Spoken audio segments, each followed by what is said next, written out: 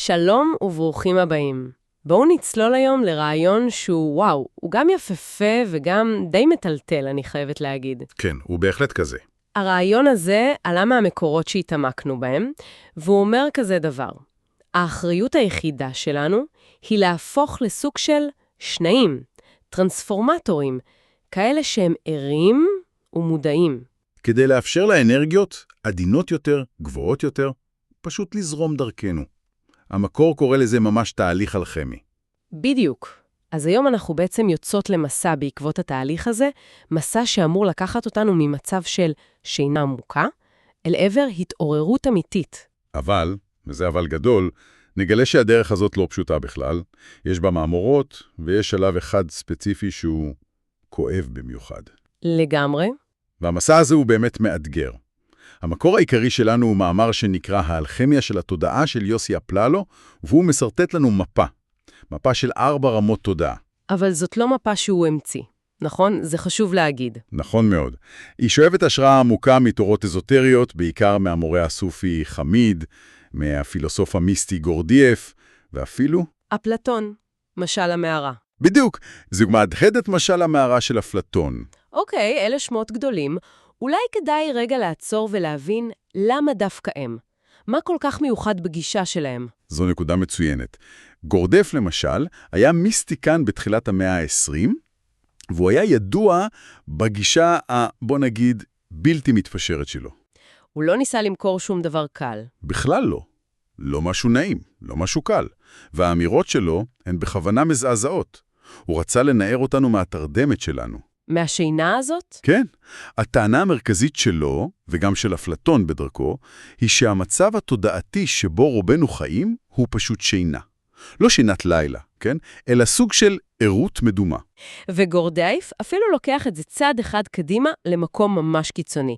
קראתי שהוא טוען שההבדל בין אדם במצב ישן לאדם ער הוא גדול יותר מההבדל בין אדם לחיה. כן, וזו אמירה כמעט מעליבה. קשה לשמוע דבר כזה. היא לחלוטין נועדה להיות כזאת. היא נועדה לעצור אותנו ולגרום לנו לשאול ברצינות, רגע, האם אני באמת ערה? האם אני בוחרת את המחשבות שלי, את הרגשות, את הפעולות? או שאני פשוט מכונה, מגיבה אוטומטית לכל דבר. בדיוק, כמו מכונה מתוכננת. וזו השאלה שפותחת את הדלת למסע שלנו דרך 4 רמות התודעה האלה. טוב, אז בואו נתחיל. הרמה הראשונה זו שלכאורה כולנו מכירים טוב מאוד, שינה פיזית. מה כבר יש לחדש פה? אז זהו, שלכאורה כלום, אבל פה בעצם מתחילה הבעיה. לפי המקור, לשינה יש 3 מטרות. ניקוי, איזון וטעינה. השלב הכי חשוב, טעינה. טעינה באנרגיות חדשות? כן, אנרגיות חיוניות לקראת היום הבא. עכשיו, המקור טוען, משהו קורה אמת מרה. בגלל אורח החיים המודרני, הסטרס, התזונה, העומס. כל הרעש הזה. כל הרעש. רובנו מנצלים את השינה רק לשני השלבים הראשונים. אנחנו מנקים ומאזנים, וגם זה בקושי, אבל כמעט ולא מגיעים לשלב הטעינה. וזו הסיבה שכל כך הרבה אנשים מתעוררים בבוקר ומרגישים שהם צריכים חופשה מהשינה שלהם. בדיוק. כאילו המצבר לא באמת התמלא, הוא רק הפסיק להתרוקן לרגע. תיאור מושלם. השינה הפכה לתהליך תחזוקה בסיסי, במקום תהליך של התחדשות עמוקה. ואם המצב ככה בשינה הפיזית... אז ברור שהעייפות הזאת, העייפות הקיומית הזאת, זולגת גם לשעות הערות. וזה מוביל אותנו ישר לרמה השנייה. רמת התודעה השנייה. שינה בזמן ערות. פה זה מתחיל להיות מסובך, כי רובנו בטוחות שאנחנו ערות כשהעיניים שלנו פקוחות. וזו בדיוק האשליה. המקור מתאר את המצב הזה שרוב האנשים נמצאים בו רוב הזמן, כמצב שבו האדם, אני מצטט, ישן לגמרי בזמן היותו ער. כלומר, כלפי חוץ הוא מתפקד, עובד, מדבר, נוהג.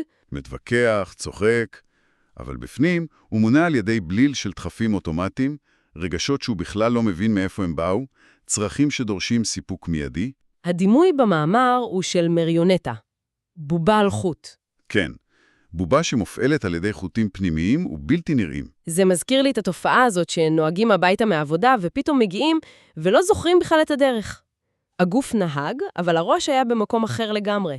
זה סוג כזה של שינה בערות. זה בדיוק זה. זו דוגמה קלאסית. הגוף ביצע פעולה סופר מורכבת על אוטומט, אבל התודעה, איפה היא הייתה?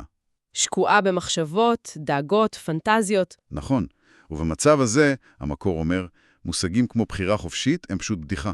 אין בחירה אמיתית, יש רק תגובה. כעס מופיע ואני מגיבה בכעס. פחד מופיע ואנחנו מתכווצים. תשוקה עולה ואנחנו רודפים אחריה. אנחנו לא מנהלים את ההצגה, אנחנו רק שחקנים שמקבלים הוראות מכוחות שאנחנו אפילו לא מודעים להם. אני מנסה להבין את ההשלכה של זה. אם אין בחירה חופשית ברמה השנייה, זה אומר שאנחנו לא באמת אחראים למעשים שלנו במצב הזה? זה טיעון קצת מסוכן. זו שאלה פילוסופית עמוקה. הגישה הזאת לא באה לפתור מאחריות, אלא להפך היא באה להראות לנו כמה אחריות נדרשת כדי להתעורר מהמצב הזה. אוקיי. היא בעצם אומרת, כל עוד אתה מכונה, אתה תפעל כמו מכונה. האחריות שלך היא להתחיל להיות מודע לזה שאתה מכונה.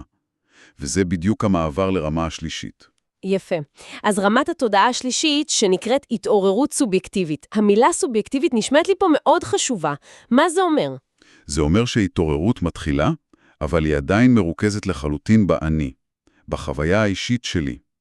זה השלב שבו בפעם הראשונה איזה חלק קטן בתוכנו מתחיל להתבונן. לתת דוגמה. כן. פתאום באמצע התקף זעם עולה מחשבה צדדית שאומרת, הנה, אני עושה את זה שוב, בדיוק כמו בפעם הקודמת. או אחרי שאמרתי משהו רק כדי לרצות מישהו, פתאום מופיעה ההבנה. עשיתי את זה רק כי אני מפחדת מתחייה. בדיוק. וזה לא קורה בבת אחת, זו התעוררות הדרגתית, נרכשת, שדורשת שנים של עבודה פנימית והתבוננות. והמקור מדגיש, וזה פרדוקסלי, שהשלב הזה, שלב תחילת ההתעוררות, הוא התקופה הקשה ביותר. למה? הייתי חושבת שזה שלב משמח, סוף סוף רואים את האור.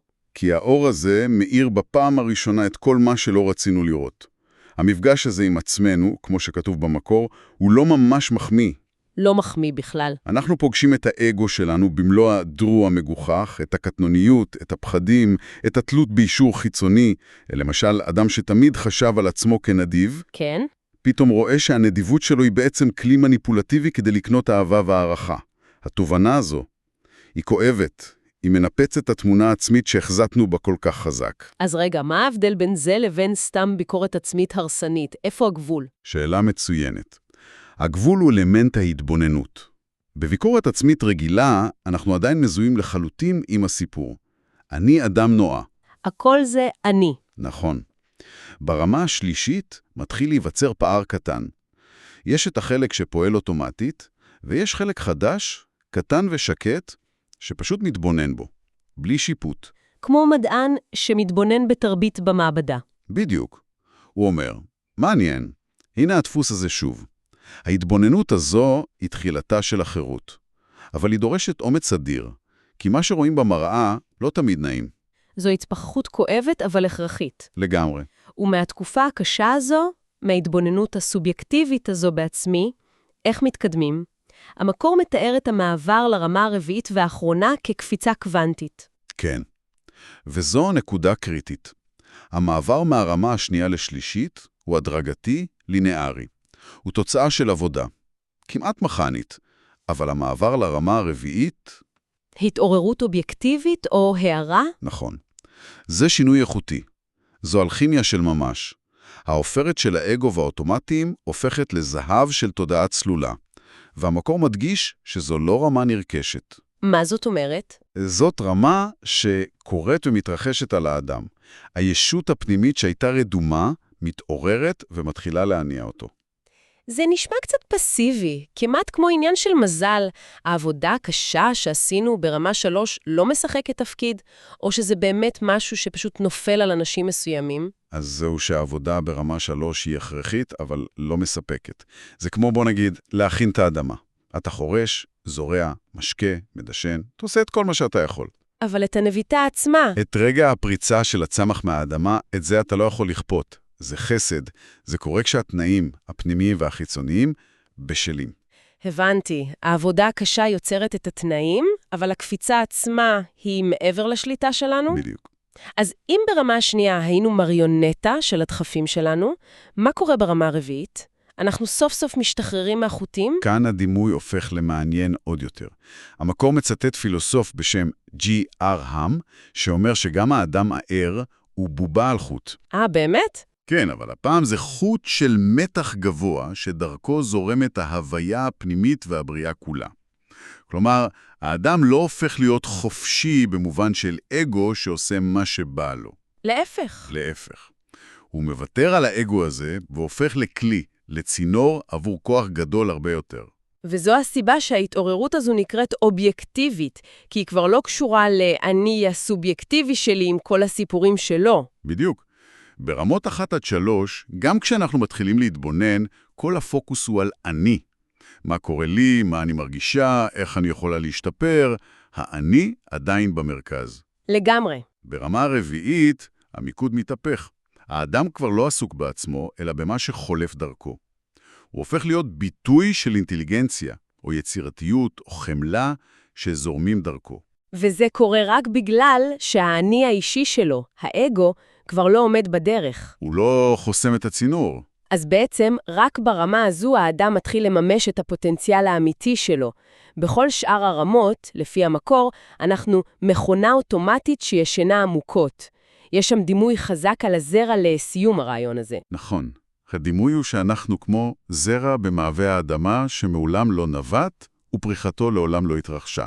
הפוטנציאל קיים בכולנו, כמו שהוא קיים בזרע. אבל הוא רדום. הוא רדום. הוא מחכה לתנאים הנכונים כדי לפרוץ. ומסע ההתעוררות הוא בעצם התהליך המודע של יצירת התנאים האלה. טוב, אז אם אנחנו מסכמות לרגע את המסע. התחלנו בשינה פיזית, שהיא לרוב פגומה, משם זלגנו לשינה בעירות, המצב המכני שבו רובנו פועלים, בלי לדעת בכלל. ואז אם יש לנו אומץ, אנחנו נכנסות לשלב הקשה של ההתעוררות הסובייקטיבית, שבו אנחנו מתחילים לראות את עצמנו בלי פילטרים. ולבסוף תיארנו את האפשרות של קפיצה. קפיצה קוונטית למודעות אובייקטיבית, להערה. וזה בעצם מחזיר אותנו בול הרעיון שפתחנו איתו. רעיון השנאי, הטרנספורמטור. בדיוק. רק ברמה הרביעית, כשהאגו מפסיק לנהל את העניינים, האדם יכול להפוך לאותו שנאי מודע. הוא יכול לקלוט אנרגיות גבוהות יותר של תובנה, של אהבה, של יצירה, ולהעביר אותן הלאה לעולם בצורה נקייה, כי הוא עצמו כבר לא מהווה התנגדות. הוא לא צובע הכל בצבעים של הצרכים והפחדים האישיים שלו. בדיוק כך. זו נקודה ממש עוצמתית לסגור איתה. אבל המקור משאיר אותנו עם עוד משפט אחד אחרון. ציטוט סופי שנועד להישאר איתנו. נכון. אמירה סופית עתיקה. האמירה היא, מי שיודע את עצמו, יודע את אלוהיו. משפט שאפשר להרהר בו חיים שלמים. לגמרי. הוא לוקח את כל המסע הפסיכולוגי הפנימי של המודעות העצמית, וקושר אותו לממד רוחני, טרנסצנדנטי. הוא בעצם רומז שההתבוננות פנימה, ההיכרות עם כל המכונה הפנימית הזאת שלנו, כן, עם כל האופרת והחלקים הלא מחמיאים שלה, זה לא רק תרגיל בפיתוח אישי, זה השער. השער להבנה של משהו גדול מאיתנו, של המציאות עצמה. והמחשבה הזו שהדרך להבנת היקום עוברת דרך הבנה כנה, בלתי מתפשטת של עצמנו, היא אולי המפתח לכל התהליך האלכימי הזה. ללא ספק. זה בהחלט משהו להמשיך ולהרהר בו.